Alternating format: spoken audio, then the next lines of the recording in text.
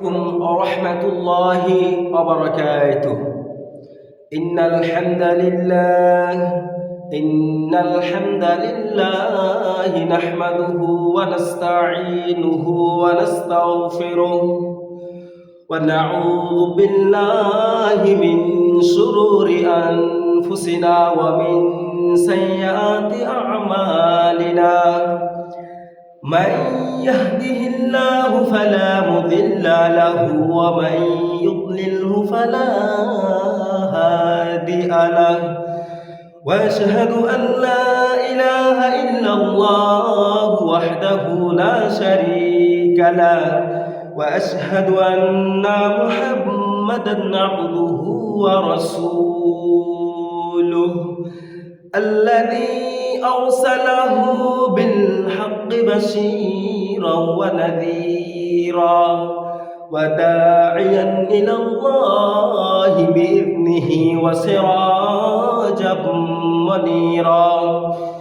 أما بعد فإن خير الحديث كتاب الله وخير الهدي هدي محمد مصطفى صلى الله عليه وسلم. وشر الأمور محدثاتها وكل محدثة بدعة وكل بدعة ضلالة وكل ضلالة في النار. فقد قال الله تبارك وتعالى في كلامه المجيد والفرقانه الحميد. أعوذ بالله من الشيطان الرجيم. بسم الله الرحمن الرحيم. ولو ترى إذ الظالمون في غمرات الموت والملائكة باسطوا أيديهم. وقال الله تعالى يثبت الله الذين آمنوا بالقول الثابت. সম্মানীয় আজকের উপস্থিতি, সম্মুখে বসে থাকা মুরব্বিয়ান সমাজ তথা যুবক ভাই ও বন্ধু সকল, সমস্ত প্রশংসা, সমস্ত গুণগান, সমস্ত তারিফ সে মহান আল্লাহ রব্বুল আলামিনের জন্য, যে মহান আল্লাহ রব্বুল আলামিন আজকে অনুষ্ঠানে আমাদেরকে উপস্থিত করেছেন।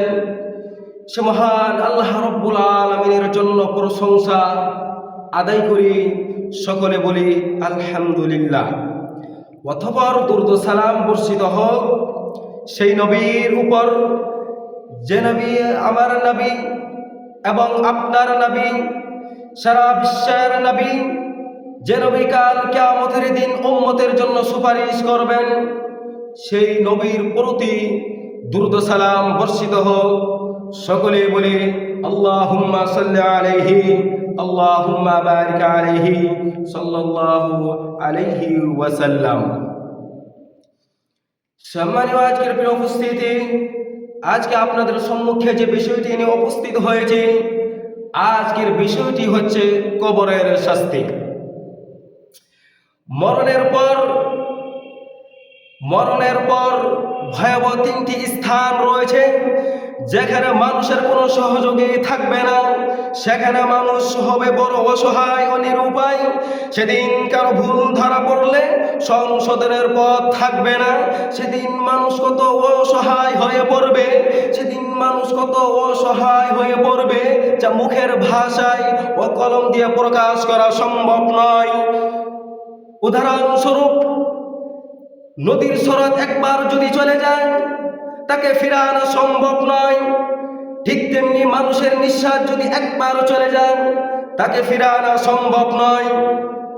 মরণের পর ভয়াবহ স্থান রয়েছে, স্থানটি হচ্ছে কবর।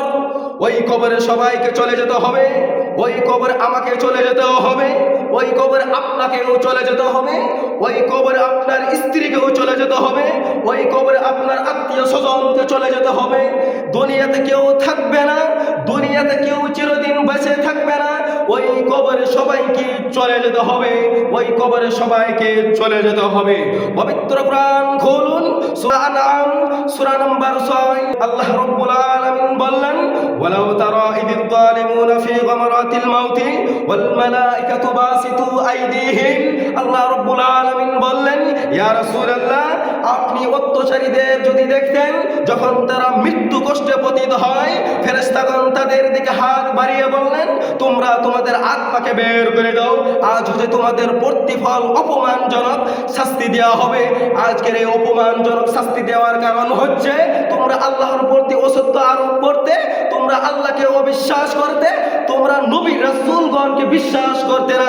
আজকে সেই জন্য তোমাদেরকে অপমানজনক শাস্তি দেওয়া হবে। আল্লাহ রাব্বুল আলামিন অন্যান্য আয়াতে বলছেন, ইউসাব্বিতুল্লাহুল্লাযীনা আমানু বিল কাউলিস সাবিত। আল্লাহ রাব্বুল আলামিন পার্থিব জীবনেও এবং আখিরাতেও অবিচল রাখবেন সেই সকল লোককে যারা আল্লাহর প্রতি ঈমান এনেছে, যারা আল্লাহকে বিশ্বাস করেছে, যারা নবীর রাসূলগণকে বিশ্বাস করেছে।